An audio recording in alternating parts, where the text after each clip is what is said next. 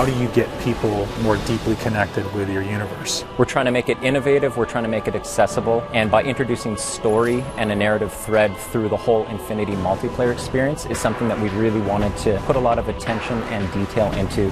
If it's a universe that everybody wants to be really excited about, it's got to grow and evolve beyond just an incredibly balanced suite of mechanics. It's got to speak to fantasy and what people want and what they expect.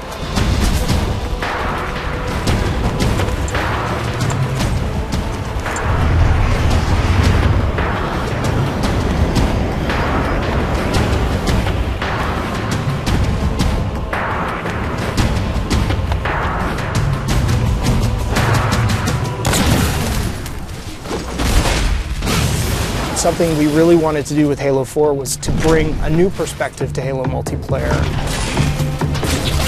Flight assassination! The high-level philosophy for multiplayer was that we wanted to unify the competitive and cooperative experiences under this one big narrative banner that we call Infinity.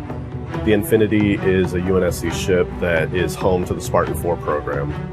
Really try to contextualize multiplayer in such a way in which it doesn't feel like abstracted game mode off to the side. It feels very much part of the same universe. We knew we wanted to expand the audience as far as we could, but still satisfy the core as much as possible. We had to break everything down to line-by-line evaluation of our current scripts and redefine that core loop to not make it like Halo 2 or like Halo 3 or something in the middle, but make it Halo 4. Halo starts with a philosophy that we've upheld, which is that your gameplay mechanics are consistent across every mode, so they don't change. We want to give players the power to choose which weapons they take in. People have their own personal favorites. It's a growth system in that you're unlocking customizations for your character, you're unlocking new weapons and abilities, but that's also helping to train you how to use those over time. You have armor abilities and armor mods, which are sort of under the hood modifications to your armor that give you abilities, give you passive changes. And then that completely fit in with our new scoring system. There's a lot of actions players take in multiplayer that contribute but don't necessarily put a score on the board. Because of the objective medals and all the extra ways you can score in a match, no players are finishing the game with a 0. Hail Mary. So one of the big things for us was making sure that people felt involved and felt like they could always contribute in some sort of way. You're getting rewarded for teamwork, your style, your kills, your assists, the objectives you complete. And as you do that, you're going to get medals that fill up your ordnance meter. Ordnance ready. Once your ordnance meter fills up, the UNSC Infinity gives you 3 rewards you can choose from. Those are going to be power weapons, power-ups, or grenades, and you can call them down right to you. Request conversion. We've added what we're calling a situational record. That's a replay of the person that just killed you and how they killed you. It just adds a bit more information for players. The matchmaking system has evolved to let us join in progress. Overall, this means players will be getting into games faster and more often. So the new CTF really focuses on trying to encourage a little more team play. In the past, there was a lot of dropping of the flag and changing of roles. Now when you pick up the flag, carrying flag, you're 100% committed, and at that point, your role is now to deliver that flag. Your HUD will change to tell you exactly where the deliver point is. Everybody can see exactly what it is that they're supposed to do. If you don't have that flag, then you'll still get points for helping your flag carrier, driving him around, assisting him, saving his life, returning your own flag, defending your flag against the enemies. It's a much more intense experience for all of the players. Enemy team scored.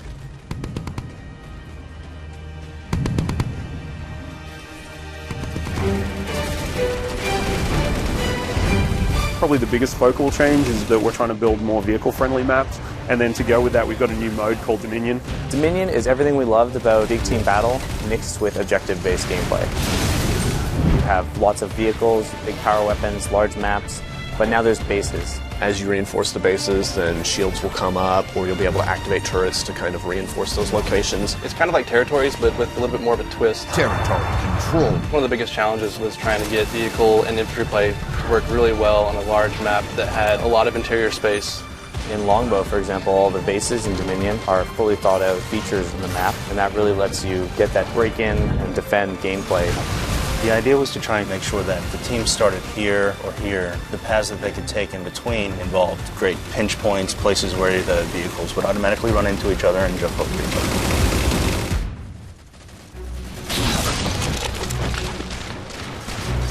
Whenever we start a space, we need to concentrate on a few key things. One is that there's distinct landmarks everywhere you look so you can orient yourself and you never get lost while you're playing.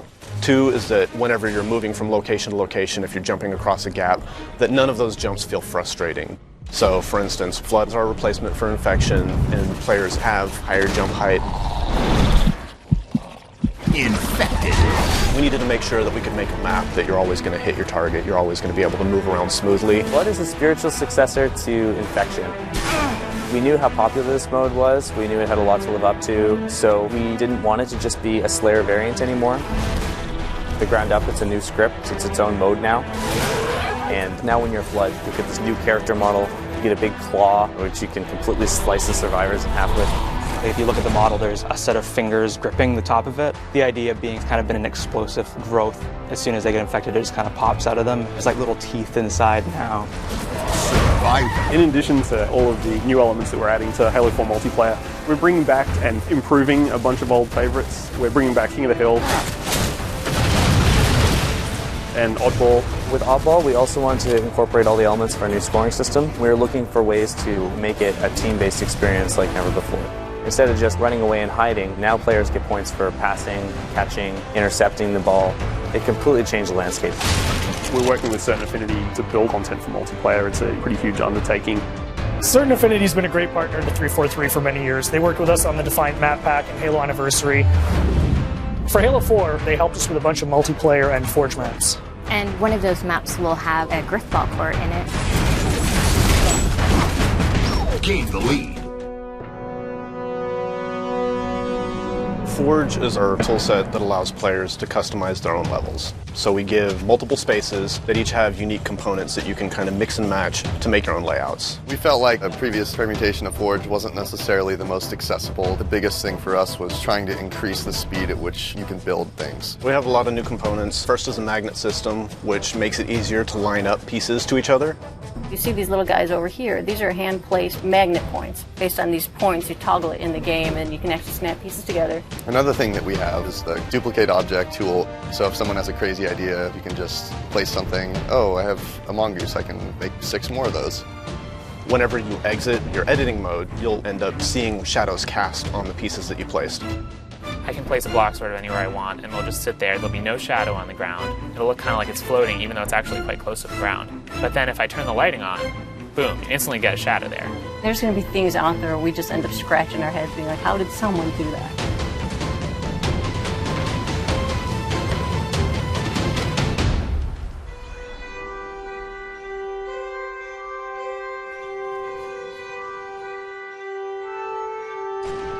In the tradition of remaking maps, we've chosen to do Valhalla, and this time we're calling it Ragnarok.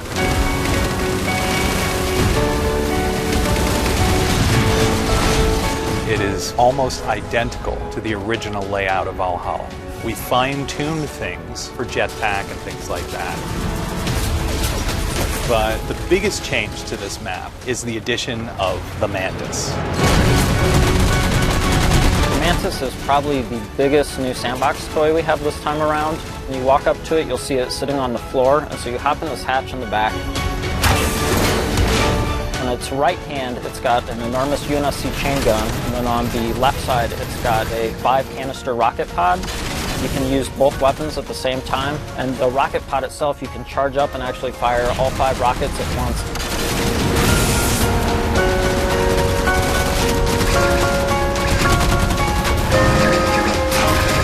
The other thing that's really sweet with it is it has a melee stomp.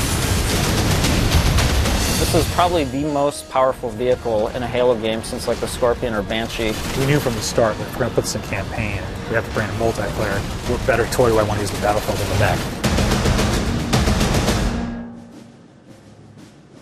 When you look at Halo's audience, you've got a group of players that really gravitates towards campaign, and then another group of players that really gravitates towards multiplayer.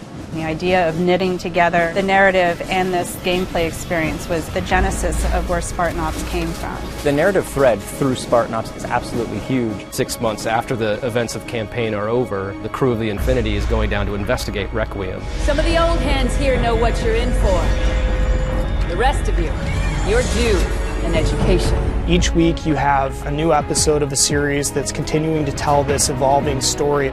And then you have these 5 missions that tie directly to that episode. And actually, in some cases, you have a direct impact on what's happening in the next week's episode. Don't relax yet. You've got more hostiles headed your way. They're both creative challenges and production challenges. One is it's just a huge amount of content. We have, 50 missions that we're developing over the 10 weeks of the Spartan Ops season. We only have this much space, we only have this much RAM, we only have this much bandwidth. So we had to do a lot of technical trickery so that everything that we wanted to accomplish was able to happen. We want you to feel invested as part of the story. We wanted players to feel like they're accomplishing something. You rise up through the ranks, and once you get up to 50, we have what are called specializations. Specializations are kind of the end game for your Spartan career. Each specialization has an armor set, a bunch of emblems, an armor skin, and probably the biggest thing is that you can also unlock an extra armor mod. You can actually have a little gameplay item. Are you a vehicle guy? Are you a sniper? Are you someone who wants to level up faster? We actually have a mod that lets you earn XP a bit faster. It's more about specializing how you play at that point rather than the core gameplay mechanics being modified. So all the choices that you're making carries into the Spartan Ops experience. I'm going to tune in every week. We'll experience a story together for the first time as friends, and then we'll go play together as friends. And so this sort of new version of the water cooler. Spartan Ops will be one of those pinnacle moments for us in the franchise of creating new expectation for gamers and really delighting people with just great new functionality.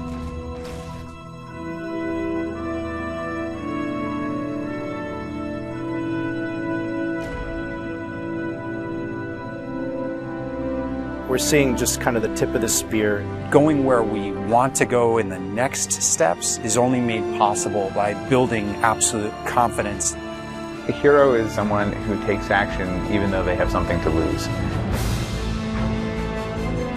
You gotta have the gumption. You gotta have the confidence to go after it. No matter how deeply we explore the universe or how much detail that you find out about aspects of the universe, it's still bigger and more mysterious than any amount of information could ever give us. And I think that's how the real universe is. Super excited about where this game has evolved to. There's so much variation at all levels of the game that make it infinitely replayable. People play it and they say, man, that's great, I just want one more game, and another one, and just keep going. It has been sort of this puzzle that's come together person by person.